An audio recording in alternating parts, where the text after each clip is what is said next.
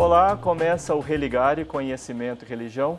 Nós damos continuidade esta semana à série de 4 programas gravados com pesquisadores presentes no 28º Congresso Internacional da Soter, evento que aconteceu na PUC Minas no mês de julho deste ano de 2015. Esse é o nosso segundo encontro com o professor e pesquisador do Programa de Pós-Graduação em Ciências da Religião da PUC Goiás, Alberto da Silva Moreira. Alberto, nós terminamos o programa anterior falando sobre impactos sobre a Igreja Católica, se isso afetava a Igreja Católica. Vamos retomar, né, essa questão, mas talvez colocando um outro elemento, né, que desafios né, o processo de globalização apresenta para a Igreja Católica. Os processos de globalização colocam a todas as religiões, especificamente a Igreja Católica, grandes desafios. E aqui eu quero falar como católico e não tanto como cientista das religiões. O primeiro grande desafio que eu vejo é que, como vivemos numa sociedade de fluxos e de dissolução das fronteiras, há toda uma corrida meio frenética para a afirmação das identidades. Eu vejo o grande desafio à Igreja Católica de obscurecer, perder, se afastar da sua referência fundamental, que eu entendo como teólogo, que é o projeto de Jesus Cristo. O projeto do reino, aquilo que se chamaria melhor a soberania de Deus. Foi esse o grande sonho, o motivo que movimentou a vida de Jesus. A expressão reino de Deus aparece mais de 90 vezes no Novo Testamento. E o desafio é que a igreja não se volte para si mesma como instituição, tentando afirmar de uma forma um tanto neurótica a sua própria identidade institucional em relação a outras religiões ou igrejas. Outro desafio que eu vejo é a não perder a conexão com a juventude. Isso vale para todas as religiões, mas vale especialmente para a Igreja Católica.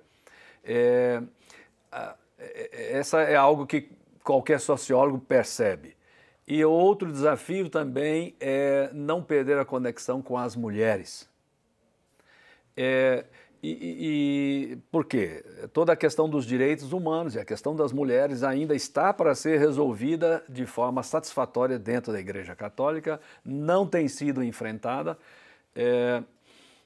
E um outro desafio, que talvez estaria ainda, aqui não estou fazendo uma ordem, o que vem primeiro vem segundo em termos de importância, esse com certeza é um dos mais importantes, porque tem a ver com esse projeto de Jesus Cristo, que é não perder a conexão com a causa dos pobres e com a causa das vítimas que a globalização, os processos de globalização fazem.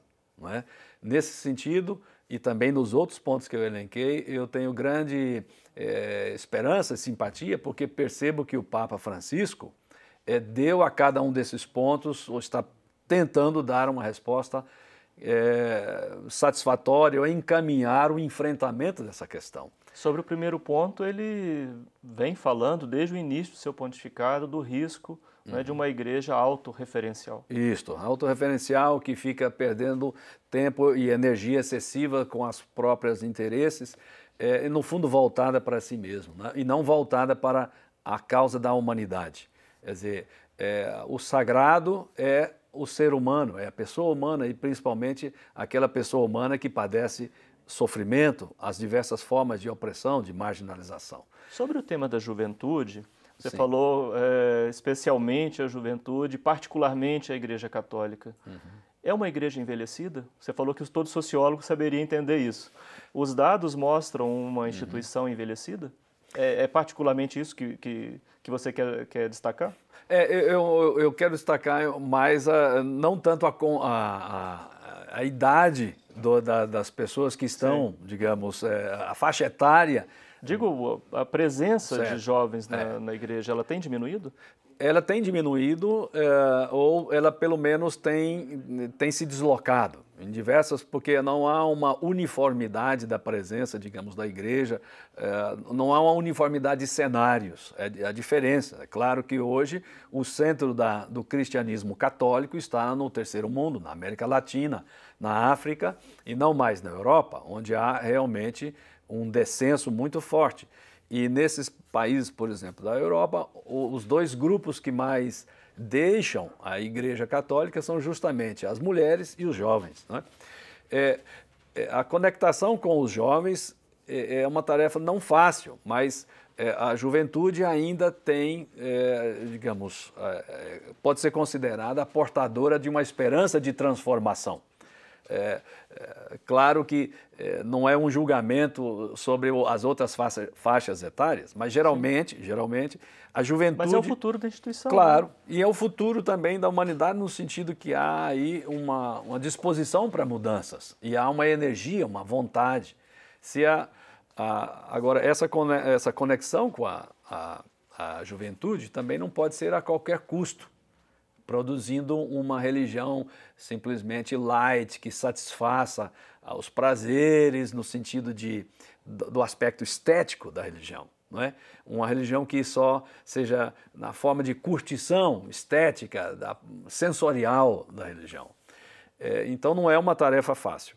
Que lugar ocupa essas jornadas, por exemplo, que reúne tantos jovens? É uma estratégia, mas ela se basta a si mesma? Não, por si só não se basta, não é? Há todo eu venho de uma época em que os colégios católicos, o movimento de juventude era uma forte escola para a juventude brasileira e mundial.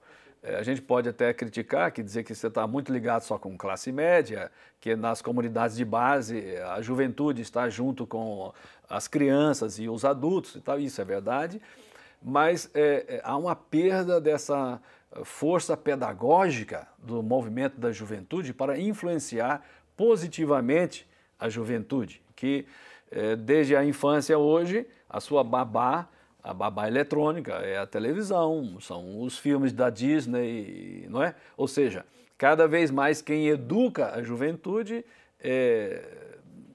não é a igreja nesse sentido positivo. Então, há um descompasso, de fato, e um descompasso um tanto perigoso também para a questão do futuro do cristianismo. Você vê a Igreja Católica atenta à questão das mulheres, o terceiro ponto que você destacou? Alguns setores dentro da igreja estão muito atentos. Alguns estão muito atentos para que nada se transforme nesse... O que implica essa atenção? Olha, eu acho que é um desafio epocal, é um desafio que tem a ver com os direitos humanos.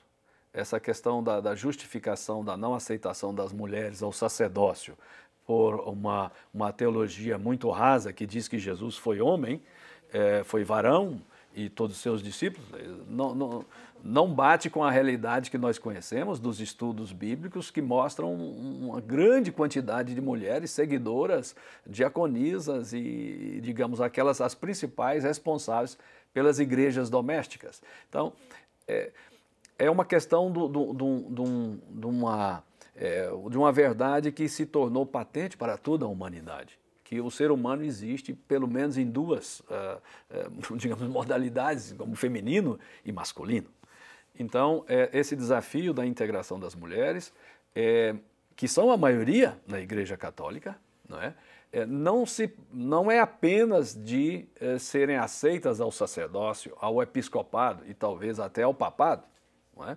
É muito mais de uma integração que faça justiça, tem a ver com uma nova teologia do matrimônio, que vê o matrimônio apenas e tão somente como para a reprodução, e que inclua a questão também da sexualidade numa vida prazerosa enquanto casais, etc. Então, com a questão de gênero, não é só a questão das mulheres, é uma questão de gênero também.